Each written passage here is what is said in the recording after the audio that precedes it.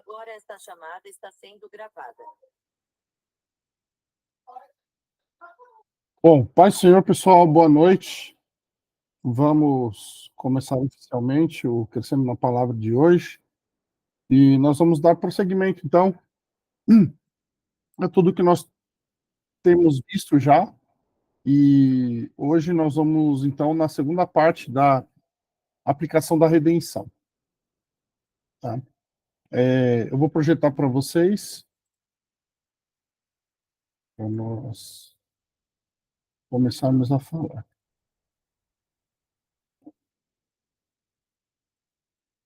Lembrando, tá, pessoal, que sempre que vocês precisarem ou quiserem, pode abrir o microfone de vocês, pode falar. Não se sintam constrangidos em me interromper, porque, como eu estou projetando para vocês, a minha tela fica a tela da apresentação, tá? Eu não vejo a tela da reunião. E aí vocês podem me interromper, fiquem à vontade. Tá bom? Bom, vamos lá então.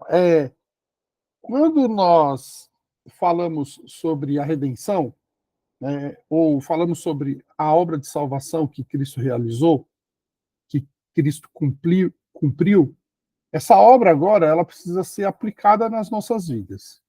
Né? Então, tem algumas coisas que nós vimos semana passada e algumas coisas que nós vamos ver hoje, um pouquinho mais especificamente.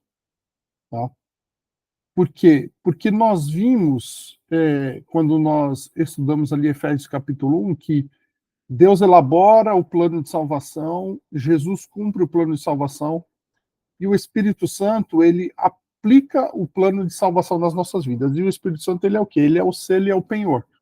Porque ele nos sela com a salvação, vem morar em nós, e ele é a garantia, então, de que nós somos salvos. Só que tem algumas questões que se dão também quando o Espírito Santo vem trabalhar nas nossas vidas. Né? Então, assim, quando nós falamos de a aplicação da redenção, nós precisamos primeiro começar falando de reconciliação, certo?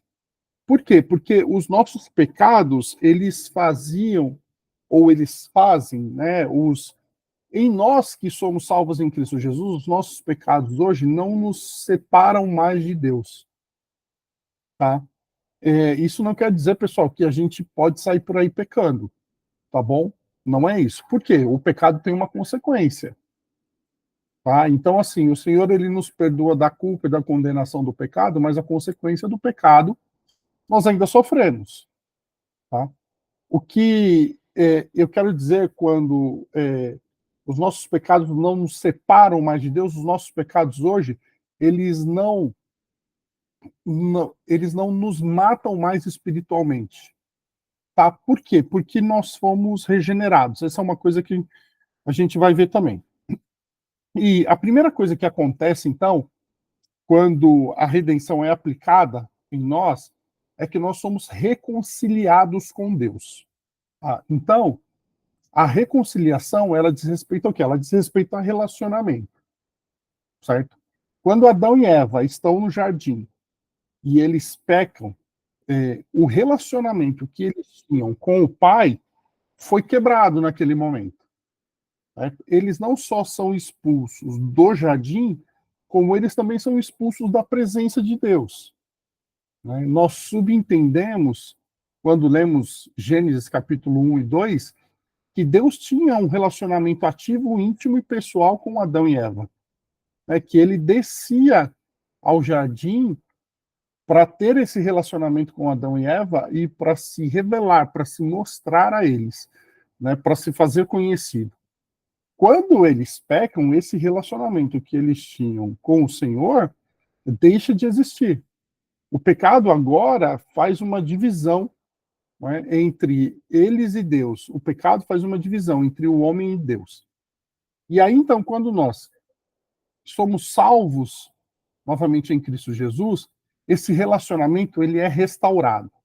Então, quando nós falamos de reconciliação, nós estamos falando de um relacionamento que é restaurado, certo? Cristo removeu todas as barreiras que impediam o nosso relacionamento com Deus.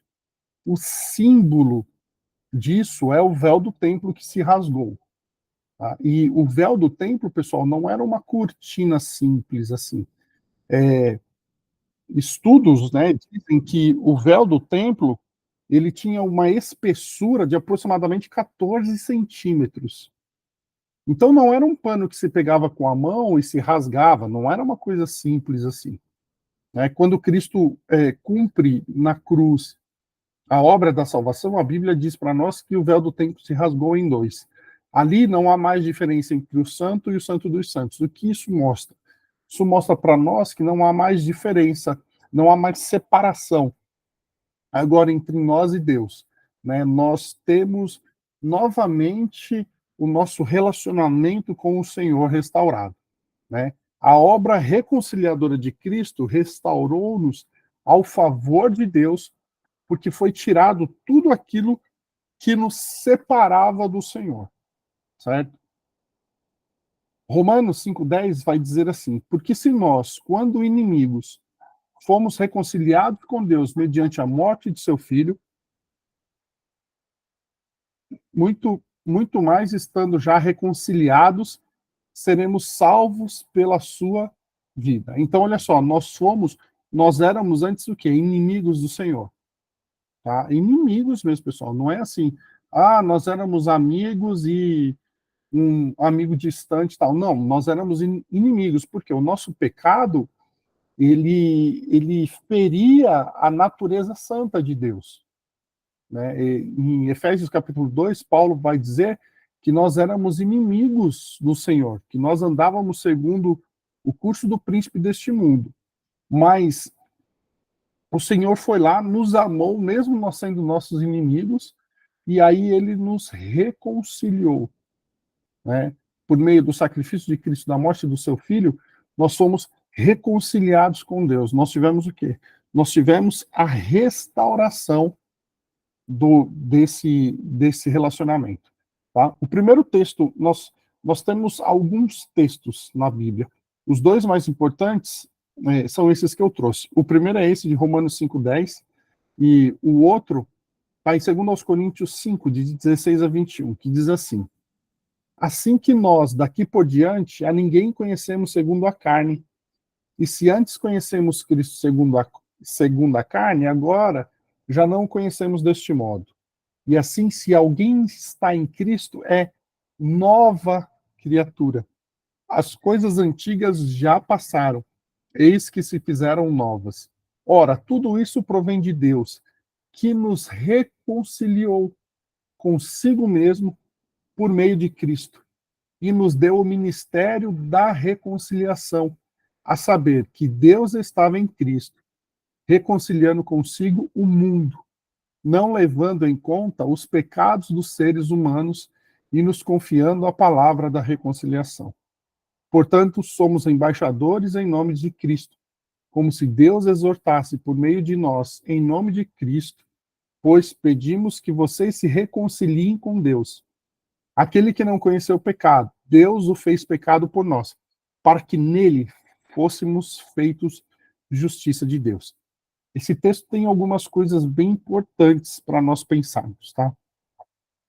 Primeira coisa delas, que está implícita nesse texto, que eu já falei para vocês, né? E que para algumas pessoas isso soa muito mal, mas que é verdade, né? Quem matou Jesus na cruz? Foram os judeus? Foi o Império Romano? Né? Quem matou Jesus na cruz foi Deus. Né? Por quê? Porque Deus enviou Jesus para morrer por nós. Né? Então, ele foi oferecido como um sacrifício.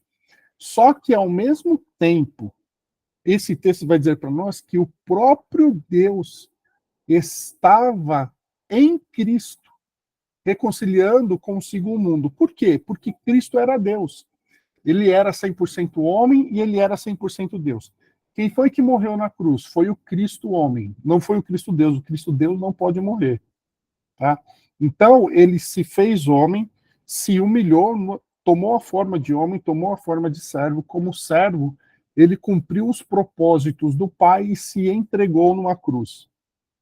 Quando ele se entrega na cruz, ele sendo Deus, então o próprio Deus estava ali com ele, reconciliando o quê? Reconciliando o mundo consigo mesmo. Tá? E aí, uma outra parte importante desse texto é que diz assim, ó, que nos reconciliou consigo mesmo por meio de Cristo e nos deu o ministério da reconciliação. Quando ele nos dá o ministério da reconciliação, significa que nós, que agora estamos reconciliados com ele, podemos ter novamente um relacionamento com ele, devemos ir às pessoas que estão perdidas para pregar o evangelho para elas, para que elas também possam ser reconciliadas com Deus. Pessoal, isso é fazer a obra do Senhor, tá? É levar as pessoas a se reconciliarem com Deus por meio do sacrifício de Cristo Jesus, que se entregou por nós, para o perdão dos nossos pecados. Olha só, portanto, somos embaixadores em nome de Cristo, como se Deus exortasse por meio de nós. Nós temos que ir às pessoas e levar às pessoas esse ministério da reconciliação, porque um dia nós éramos inimigos de Deus, mas agora nós fomos reconciliados com Ele. Não somos mais o quê? Não somos mais inimigos.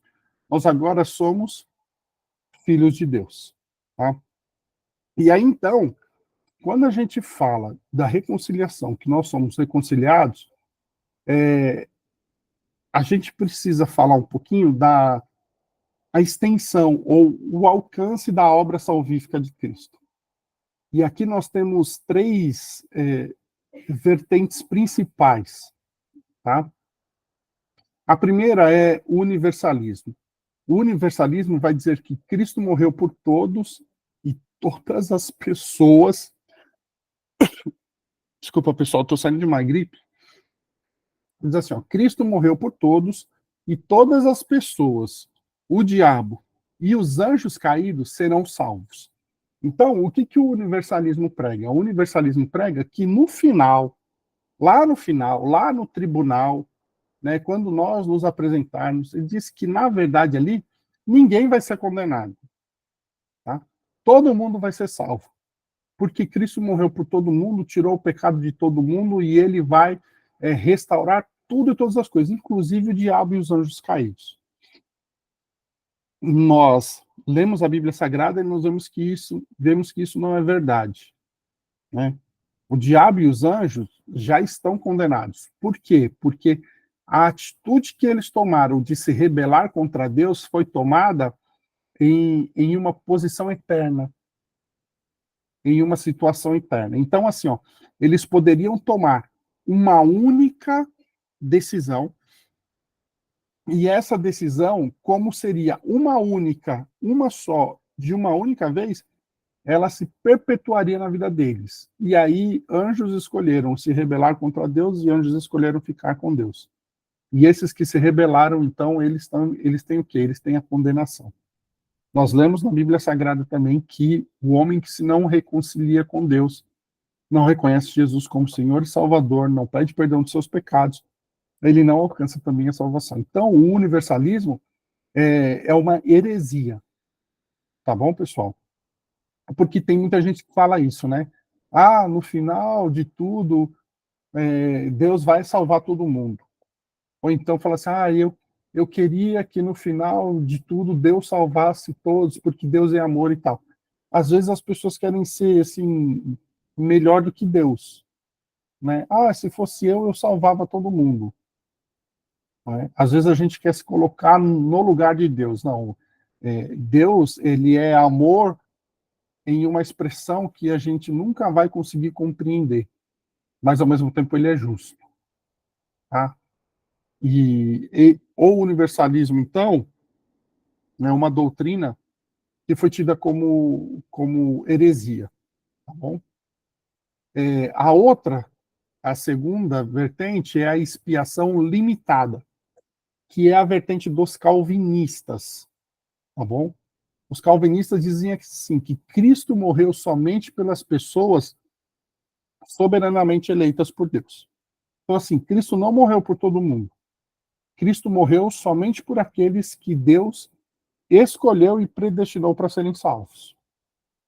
Tá? O que isso quer dizer? Isso quer dizer assim, que se uma pessoa não foi salva, não foi predestinada por Deus para ser salva, Cristo não morreu por ela. Tá? A terceira vertente é a vertente da expiação ilimitada, tá? Que é a vertente arminiana, a que nós seguimos, que diz assim, que Cristo morreu por todos, mas a sua obra salvífica só tem efeito naqueles que se arrependem e creem. Tá? Então, Cristo morreu por quem? Cristo morreu por todo mundo. Tá? O ministério da reconciliação, ele é para todos. A reconciliação é para todo mundo. Só que o efeito da morte de Cristo só recebe a reconciliação quem se arrepende e crê. Tá? Por que é importante a gente falar sobre isso? Porque os próximos pontos têm a ver com isso. Tá? Que vão desencadear o quê? Na reconciliação. Então, o primeiro ponto que a gente vai ver é a eleição. Algumas pessoas chamam de eleição, outros chamam de predestinação. Tá, pessoal? É basicamente a mesma coisa. Eu vou chamar de eleição porque eleição é o nome assim mais genérico, digamos assim. Eleição diz respeito à escolha feita por Deus, a eleição divina, tá? Aqui, pessoal, é o seguinte, eu não vou falar sobre a eleição calvinista, tá? Por quê? Porque eu não quero fazer um contraponto aqui. Se vocês quiserem, depois a gente até fala sobre isso. Mas assim, ó, grosso modo, a eleição calvinista ou a predestinação calvinista, ela diz assim, ó, Deus escolheu quem vai ser salvo e quem não vai ser salvo. E como ele escolheu? Ele escolheu porque ele quis. Eles falam que foi pela soberana vontade dele, tá? É o que eles chamam de predestinação incondicional. Não tem uma condição para predestinação, tá bom? Então ele dizia assim, Deus escolheu porque ele quis escolher e acabou, ponto final. Tá? O arminianismo diz assim, que Deus escolheu baseado na sua presciência. E essa presciência mostra para ele quem que, ao ouvir o evangelho, responderia ao chamado do evangelho com fé e arrependimento. E esses que respondessem, então, ele escolheu os salvar, e escolheu os predestinar para a salvação. Tá? Essa é a vertente que nós seguimos, porque nós cremos que o homem, quando ouve o evangelho, esse chamado de Deus, ele pode resistir ou não. Ele pode dizer sim ou não. Tá bom? Então, olha só. A eleição, ela diz respeito à escolha feita por Deus, a eleição divina. No Antigo Testamento, Deus escolheu Abraão, Neemias 9:7, o povo de Israel, Deuteronômio 7:6 e Jerusalém, segundo a Carta de Reis 23:27. Tá? Esses textos, pessoal, eu estou só citando para vocês, vão passando, porque eles não são tão importantes assim. O que a gente precisa entender é que Deus sempre escolheu pessoas, tá bom? Deus sempre escolheu pessoas, não só pessoas, mas Deus escolheu o povo, como o povo de Israel, escolheu pessoas como Abraão, escolheu o povo como o povo de Israel, escolheu Jerusalém como nação, tá? Então, assim, Deus sempre escolheu, Deus sempre elegeu. No Novo Testamento, Deus escolheu os anjos, 1 Timóteo 5:21, Deus escolheu Cristo. Ele escolheu Cristo para ser esse que cumpriria o plano de salvação, Mateus 12:18, 1 Epístola de Pedro 2:4 e 6, e ele escolheu um remanescente de Israel para ser salvo, Romanos 11:5, e ele escolheu o quê? Ele escolheu os crentes, né? Ele elegeu, né? Ele predestinou os crentes, ou seja, aqueles que seriam os que, como é que eu posso dizer? Os crentes, os que formariam a igreja, tá? Vamos lá. Então, deixa eu fazer a pergunta. Pode fazer. Segundo os calvinistas, essa eleição ou no contexto geral mesmo? Não, essa é no contexto geral. Ah, tá. Tá bom? Obrigada. Segundo, assim, ó, segundo os calvinistas, Deus escolhe pela sua soberana vontade. Essa é a escolha de Deus. Tá? Se você perguntar para um calvinista assim, como que Deus escolhe quem vai salvar e quem não vai salvar?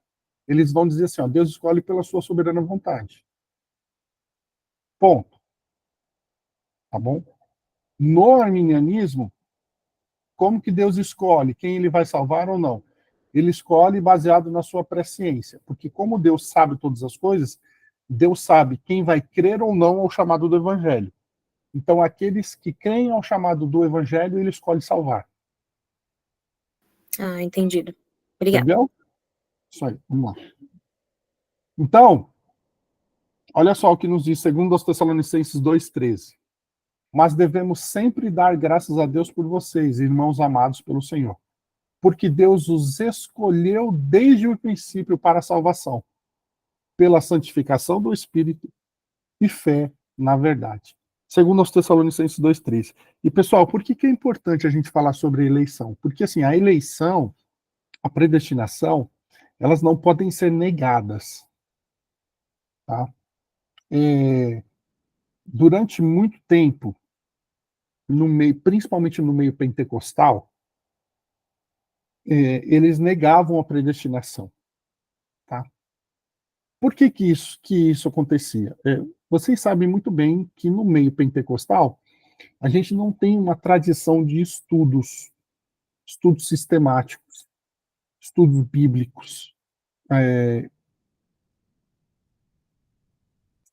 mais forte. A gente não tinha essa tradição, por exemplo. Né?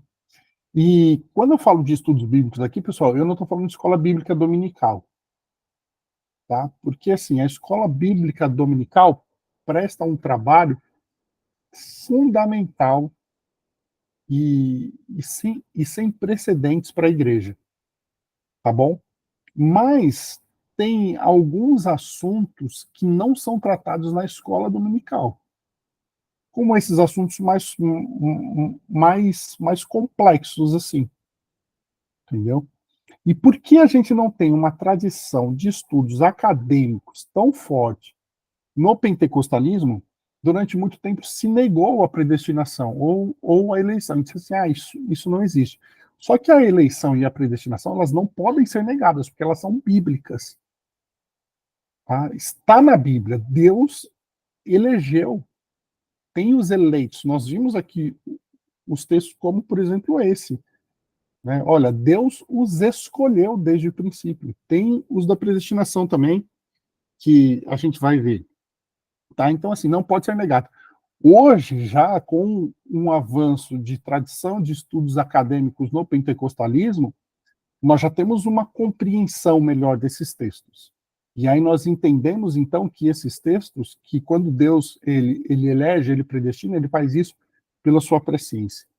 Inclusive, pessoal, deixa eu fazer uma propaganda aqui. No final de julho, nós teremos o primeiro fórum de teologia pentecostal na FAESP. Tá? Isso é um passo gigantesco para a nossa igreja. Muito bom, vai ser muito bom mesmo, tá? Vai ser, se eu não me engano, uma quinta-feira à noite, uma sexta-feira o dia inteiro, de manhã, tarde e noite, e um sábado de manhã e à tarde. Né?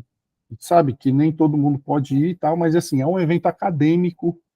Nós teremos ali mestres e doutores falando sobre teologia pentecostal, vai ser muito bom. Eu quero ver se eu vou. Eu estou, assim, querendo muito ir. Vamos ver. Mas vamos lá, então. Então, assim, a eleição está aqui. Vocês estão vendo. Deus os escolheu desde o princípio para a salvação. Certo? Só que a eleição, ela é como? Ela é segundo a presciência de Deus. E aí, a eleição segundo a presciência de Deus, nós temos dois textos principais. O primeiro é Romanos 8:29, que diz assim: pois aqueles que Deus de antemão conheceu, ele também predestinou para serem conformes à imagem de seu filho, a fim de que ele seja o primogênito entre muitos irmãos. Esse texto tem duas coisas importantes. Primeiro, a predestinação, e diz que a predestinação é o quê? É pela presciência. Onde está a presciência aí? aqueles que Deus de antemão conheceu. Como que Deus conhece de antemão? Ele conhece pela sua presciência, porque ele sabe todas as coisas. Predestinou para serem conformes à imagem do seu filho, né?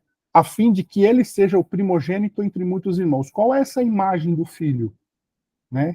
Por que Jesus é o primogênito de muitos irmãos? Porque Jesus foi o primeiro a ressuscitar num corpo glorificado.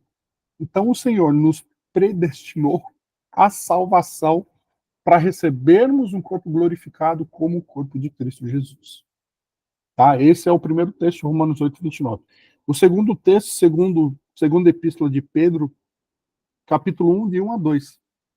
Pedro, apóstolo de Jesus Cristo, aos eleitos que são forasteiros da diáspora do Ponto, na Galácia, na Capadócia, na Ásia e na Bitínia, eleitos segundo a presciência de Deus Pai, em santificação do Espírito, para a obediência e a aspersão do sangue de Jesus. Que a graça e a paz lhe sejam multiplicadas. Tá? Então, esses dois textos são os principais textos que vêm mostrar para nós que a eleição é o quê? Segundo a presciência. Pessoal, não está claro nesses textos? Mais claro que isso, só se a gente desenhar. Aí você chega para o calvinista e fala assim, a eleição é segundo o quê? É segundo a soberana vontade de Deus. Ah, mas e a presciência? Não, a presciência é outra coisa. Ah, mas como assim? Está aqui, está no texto. Aí eles vão fazer um monte de interpretações e vão dizer que, na verdade, a presciência, esse conhecer aí, não é um conhecer dele olhar para a eternidade, mas é um conhecer de ter um relacionamento e tal. A gente vulgarmente chama isso de cambalhotas. Tá? Quando eles começam a dar as cambalhotas para justificar o injustificável. Tá bom? Tá aqui, ó. Os dois textos estão aqui, são claros. A predestinação, ela é segundo o quê? Ela é segundo a presciência. Tá bom? Então, olha só. O Ministério da Reconciliação, tá? Nós recebemos porque nós somos reconciliados com Deus. Porque Deus nos escolheu para sermos salvos. Quem? Aqueles que responderiam ao chamado do seu evangelho. E aí, então, vem o quê? O chamado, tá? Texto, Mateus 22, 14. Porque muitos são chamados, mas poucos são escolhidos. Ele chama muitos, mas ele escolhe a poucos. Por quê? Porque esses poucos que foram escolhidos são os poucos que respondem ao chamado do evangelho. Né? É interessante que o Dalton estava conversando comigo antes da aula começar, e a gente estava falando exatamente sobre isso, né? Quantas vezes a gente já falou não para o Senhor? Eu mesmo, eu me converti, eu tinha 23 anos, né? Vocês conhecem o meu testemunho. E quantas vezes até os meus 23 anos eu falei não? Falei, não, não quero. Não, não quero, isso não é para mim. Não, não quero, isso não é para mim. Então, assim, uma hora eu respondi ao chamado do Senhor. Tá? Mas então ele chama quem? Ele chama muitos. Ele chama quem? Ele chama todos, pessoal. Mas poucos são os que respondem a esse chamado. A resposta ao chamado, ela tem que ser o quê? Todo chamado de Deus é um chamado de graça. Tá bom? O fato de Deus nos predestinar pela sua presciência, sabendo que nós creríamos ao ouvir a pregação do evangelho, não traz sobre nós mérito nenhum. Porque se Deus não tivesse dado o primeiro passo em direção a nós, nós não teríamos como responder a ele. Nós não teríamos como dar o outro passo em direção a ele. Isso quer dizer que, se ele não tivesse nos chamado pelo seu evangelho, nós não teríamos como responder. E se ele também não nos tivesse capacitado a responder a esse chamado, nós também não conseguiríamos responder. Então, assim, ó, todo chamado de Deus é um chamado de graça. Tá bom? O mérito é todo de Deus, o mérito não é nenhum nosso. Esse chamado deve ser, essa resposta a esse chamado, deve ser uma resposta de fé com arrependimento, tá? A fé é uma virada para, e o arrependimento é uma virada contra. Eu me viro para Cristo, o seu sacrifício, sua obra salvífica, e me viro contra o pecado, tá? Então, na fé, eu me viro para Cristo. Eu olho para Cristo, eu sou iluminado por Cristo. E aí eu creio em Cristo, eu creio no seu sacrifício, creio na sua obra salvífica. E me viro contra quem? Me viro contra o pecado, contra o meu pecado. A fé e arrependimento fazem parte da nossa resposta ao chamado do Evangelho. O efeito da resposta ao chamado divino. Quando respondemos com fé ao chamado divino da reconciliação, Deus nos regenera, nos justifica e nos adota. Vamos lá, até aqui. Ó. Nós vimos que, primeiro, nós somos reconciliados, certo? Somos reconciliados. Somos reconciliados por quê? Porque ele nos elegeu. Como que ele nos elegeu? Pela sua presciência. Isso quer dizer que ele olhou pela eternidade, porque Deus sabe todas as coisas, viu aqueles que responderiam ao chamado do evangelho com arrependimento e fé, e esses ele elegeu ou ele escolheu salvar. E aí então esses são reconciliados. E quando nós então respondemos a esse chamado divino, o que que ele faz? Ele nos regenera, ele nos justifica e ele nos adota. Tá? Regeneração. A regeneração é a ação decisiva e instantânea do Espírito Santo, mediante a qual ele cria de novo a natureza interior. Tá? Então, assim, quando eu estou na igreja, ouço a pregação do Evangelho, tá? Faz de conta que eu não sou um novo convertido, eu não sou um crente, eu sou um visitante, chego na igreja, entro, ouço a pregação do Evangelho. O Senhor fala comigo, o Senhor me chama pela pregação da sua palavra. Puxa, pessoal, e aqui tem um ponto tão importante, e principalmente para o pessoal de quarta-feira também, né? Porque assim, ó, como que o Senhor nos chama ao arrependimento? Pela pregação da sua palavra. É por isso que a pregação da palavra tem que ser centrada em quem? No Evangelho. O Evangelho é centrado em quem? Em Cristo. E não, você não é o centro de Cristo nem do Evangelho, tá bom? É centrada em Cristo. A pregação é centrada no Evangelho. A pregação tem que apontar para Cristo, glorificar ao Senhor. Tá? Então, eu entro na igreja, ouço a pregação do Evangelho, o Senhor me chama, eu respondo com fé e arrependimento. Nessa hora o Espírito Santo vem, porque é ele que aplica o plano de salvação na minha vida. Nessa hora que o meu pecado é tirado, eu sou reconciliado com Deus, o Espírito Santo vem e me sela com a salvação. Não é o batismo com o Espírito Santo, tá?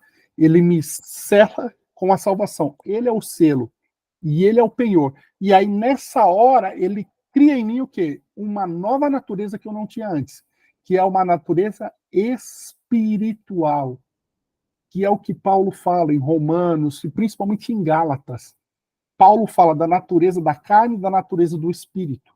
Essa natureza, esse regenerar, ele regenera em mim o quê? Uma natureza espiritual. E aí então eu passo a ter uma briga interna. A natureza carnal e a natureza espiritual, elas vão brigar. E eu preciso o quê? Alimentar a natureza espiritual para que vença a minha carne, para que vença a minha natureza carnal. Tá? Mas olha só, regeneração, então, é essa ação decisiva e instantânea. Instantânea por quê? Porque é na hora que você aceita. É na hora que você se entrega, na hora que você responde ao chamado, com arrependimento e fé. O Espírito vem e já cria em você essa nova natureza. Tá? Tito 3,5. Ele nos salvou, não por obras de justiça praticada por nós, mas segundo a sua misericórdia. Ele nos salvou mediante o lavar regenerador e renovador do Espírito Santo. Então, assim, nós somos regenerados. Nós temos o quê? Nós temos uma nova natureza agora, espiritual. É o nascer de novo que o Senhor Jesus falou para Nicodemos, lá em João. Tá? Não me recordo agora, capítulo 3 ou 4, acho que é 3. Tá? Capítulo 3, ele fala sobre esse nascer de novo, da água e do Espírito. É esse ser regenerado, que nós nascemos de novo pelo Espírito. É gerada em nós uma natureza o quê? Uma natureza espiritual. Somos também justificados. Tá?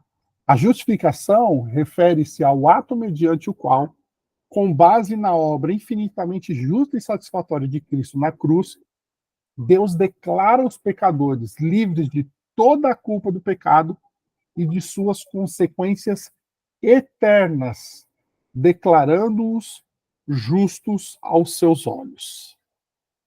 Romanos 3, de 21 a 26. Mas agora, sem lei, a justiça de Deus se manifestou, sendo testemunha pela lei e pelos profetas. É a justiça de Deus mediante a fé em Jesus Cristo, para todos e sobre todos os que creem, porque não há distinção, pois todos pecaram e carecem da glória de Deus, sendo justificados gratuitamente por sua graça, mediante a redenção que há em Cristo Jesus, a quem Deus, olha só, Deus apresentou como propiciação no seu sangue, mediante o quê? Mediante a fé. Deus fez isso para manifestar a sua justiça, por ter ele, na sua tolerância, deixado impunes os pecados anteriormente cometidos, tendo em vista a manifestação da sua justiça no tempo presente, a fim de que o próprio Deus seja justo e o justificador daquele que tem fé em Jesus. Então, quando eu respondo ao chamado do Evangelho com fé no sacrifício de Cristo, crendo que Cristo tomou o meu lugar na cruz, levou os meus pecados sobre si, derramou o seu sangue por mim, o Senhor, ele me justifica. Eu sou justificado diante do Senhor. O Senhor olha para nós agora justificados e não nos vê mais pecadores. Ele nos vê o que agora? Justificados em Cristo Jesus. Nós somos justificados. Tem mais, vamos lá. Justificados, porque assim, ó, o que a justificação traz para nós, tá?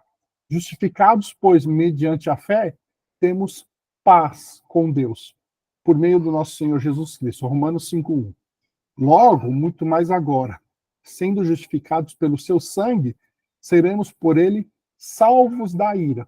Romanos 5:9. E aos que predestinou, a estes também chamou.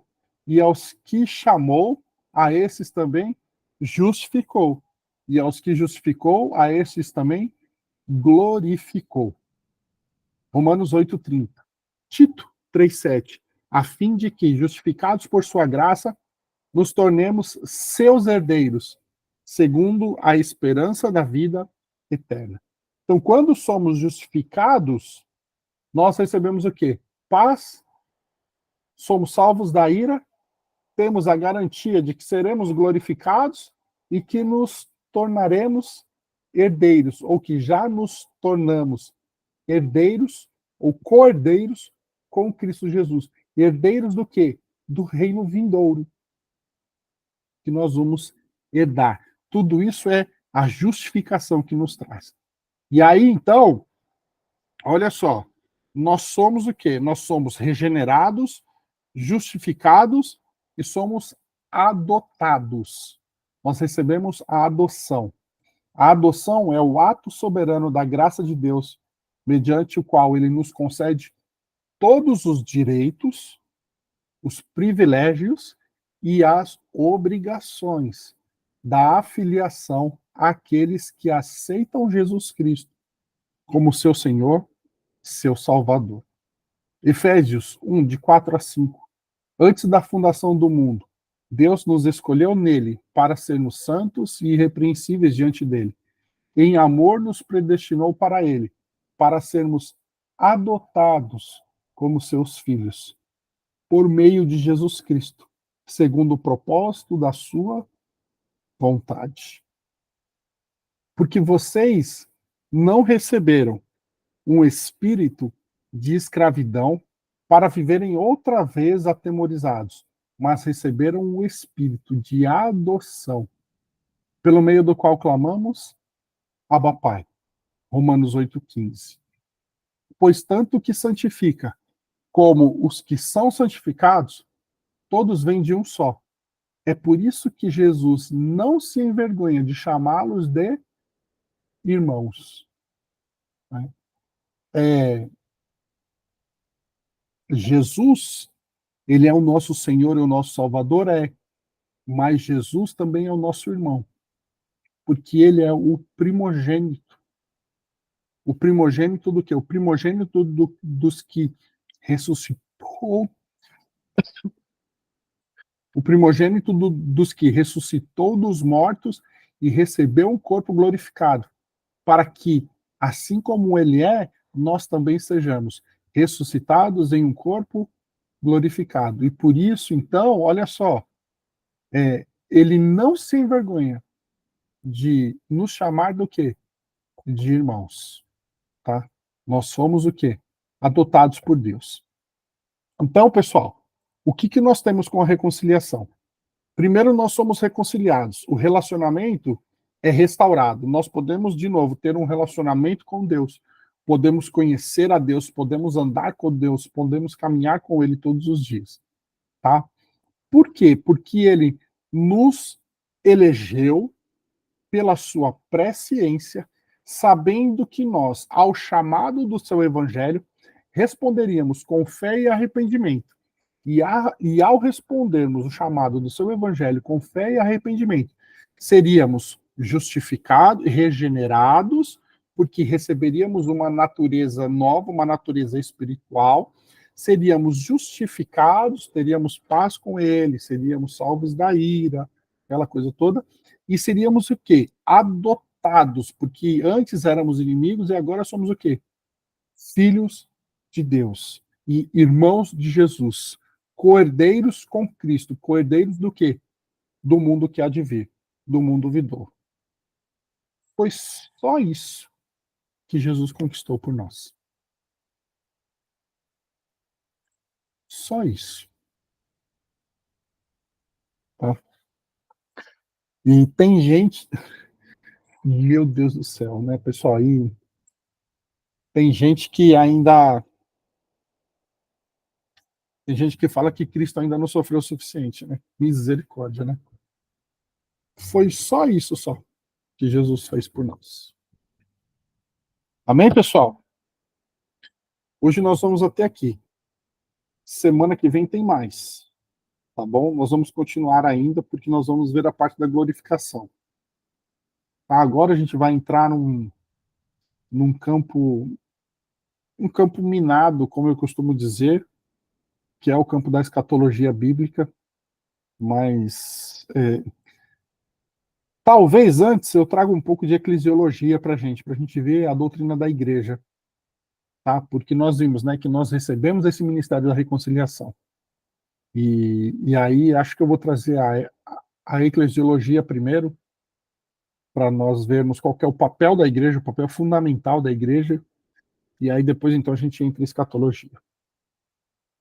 Tá certo, povo? Quero ouvir vocês. Alguém tem alguma pergunta? Alguém quer falar alguma coisa?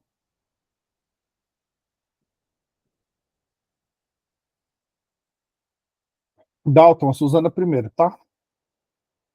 Ela primeiras damas. Diga, Suzana. Paz do Senhor. Eu achei interessante esse final no slide de adoção, né? Que nós recebemos os privilégios, né? Os direitos e as obrigações como filhos, né? Eu acho que isso tem muito a ver com o nosso processo de santificação, né? De sermos santos como o nosso Pai é santo. Também, né? Quando nós recebemos as obrigações, a obrigação que nós temos é a obrigação de filho. Quais são essas obrigações de filho? Olha para Jesus, porque Jesus, como filho ou como homem, né, ele honrou a Deus em tudo. Então, assim, eu tenho que honrar a Deus, eu tenho que obedecer a Deus, né, eu tenho que seguir os mandamentos de Deus. Né, então, todas essas coisas são as obrigações que nós temos. E aí, viver uma vida de santidade também. Tá? Ou buscar a santificação, tá, pessoal? Porque quando a gente fala assim, viver uma vida de santidade, dá a impressão de que nós temos que ser perfeitos. E a gente não vai conseguir ser perfeito enquanto a gente estiver nesse corpo. De novo, isso não é motivo para nós acharmos que tá tudo bem se eu ficar pecando. Não, não tá. A gente tem que lutar contra o pecado. Lembra, né? Arrependimento. Arrependimento é virar contra o pecado, né? Então, eu preciso buscar todos os dias a santificação, tá? Essa é uma obrigação. Não é só uma obrigação, mas é um privilégio também. Porque eu tenho o privilégio do que? De ser santo, como ele é santo. Então, vocês estão vendo como tá tudo interligado? E aí, assim, honrar ao pai. Quando eu honro ao pai, o que eu ganho com isso? Eu ganho intimidade com ele, né? Deus ama todos da mesma maneira? Deus ama todos da mesma maneira, tá? O que acontece é que tem filhos que são mais próximos dele. Esses que se achegam mais a ele recebem mais bênçãos, não, recebem mais da presença dele. Tem um relacionamento mais íntimo, mais próximo com ele. Né? A gente ganha tudo isso. Dalton, você queria falar alguma coisa? Perguntar alguma coisa? Anderson, eu olhei aqui para o relógio, eu sei que você tem um compromisso agora às 9h30. Não, mas vai embora, dá para ficar um tempo ainda. Eu queria só ver se a gente está alinhado pela mesma escola teológica. Quando você fala de selar, quando você fala de selar, você fala de selar, receber um selo, uma marca, ou você fala de selar do sentido pneuma, que é o grego, né, do espírito, de sermos seres pneumáticos, né, que quando se religam são selados, são vedados. Não, eu falo do sentido. Puxa, interessante essa sua pergunta, hein? Porque se eu penso também no sentido de eu ser fechado, talvez, mas esse fechado não quer dizer assim que eu não peque mais. Não. Existe, temos o nosso pecado pago na cruz, mas a lei da semeadura não foi revogada, né? O que você faz, você paga pelos seus atos. Sim, consequência. Da forma que eu aprendi, que para mim fez muito sentido, é ser selados mesmo, sermos vedados.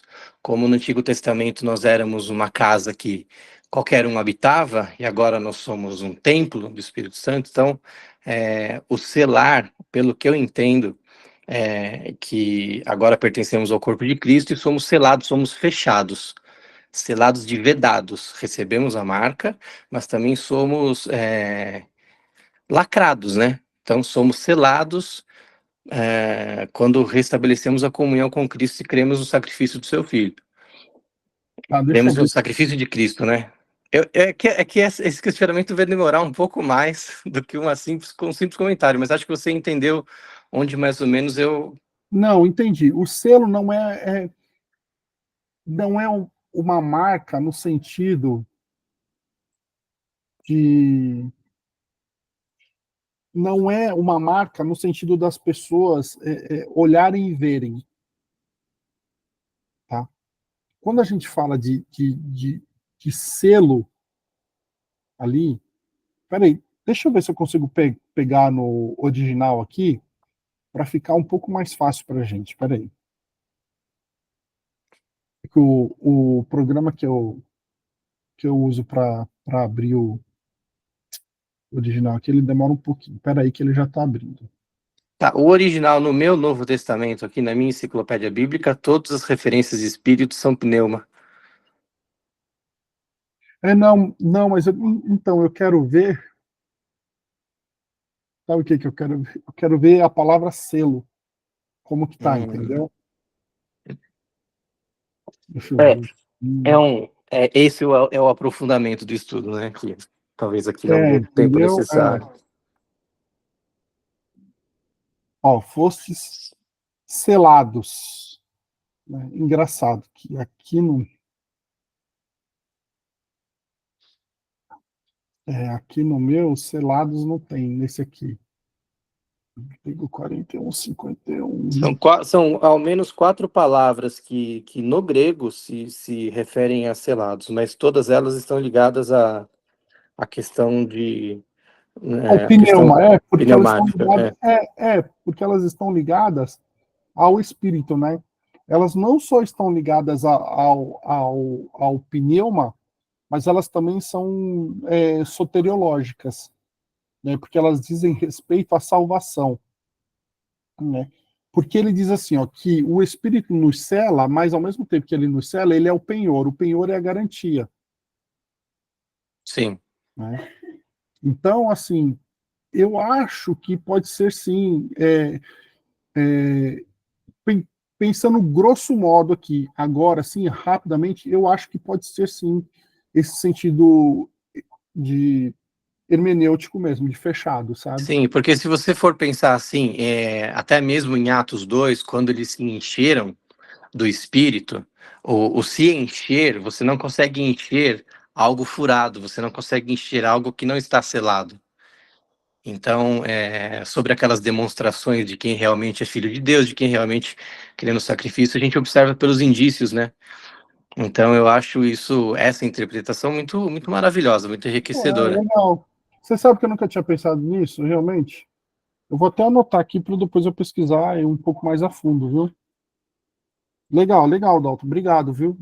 Obrigado pela contribuição. Imagina, vamos compartilhar aí. Eu também tenho muita coisa para pegar com você aí, que nem a gente estava Legal. falando fora, né? Estou mudando alguns conceitos meus aí, mas eu não posso ignorar tudo que eu aprendi até hoje, né? Então a gente Não, com compartilhando certeza. consegue alinhar os nossos conhecimentos aí para que a gente possa compartilhar isso e enriquecer o ponto de vista do estudo.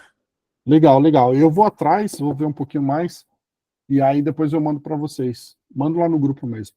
Bom, Beleza? mas, cara, interessante, gostei disso aí. Pessoal, mais alguma colocação? Alguma pergunta?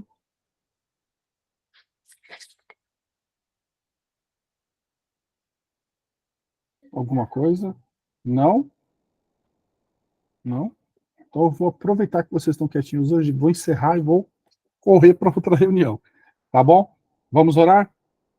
Senhor, nosso Deus e nosso Pai, queremos aqui te agradecer, te engrandecer por este momento aqui em que estivemos diante de Ti, na Tua presença, para juntos estudarmos a Tua palavra e crescermos diante de Ti em graça e em conhecimento. Agora, papai, nos dá sabedoria para também colocarmos isto que estudamos em prática, Senhor Deus, nas nossas vidas, Pai. E que possamos também crescer, Pai, num relacionamento contigo, te conhecendo a cada dia, papai, de maneira íntima, de maneira pessoal, Senhor. É o que nós te pedimos, Senhor Deus. Nos dá uma semana ainda abençoada na tua presença, de vitória diante de ti. Faz grande o teu nome nas nossas vidas, Pai. Em nome de Jesus. Amém. Pessoal, um beijo no coração de vocês. Boa noite e até semana que vem. Paz, meu amigo. Tchau, tchau. Pai, Senhor, gente. Boa noite, até mais.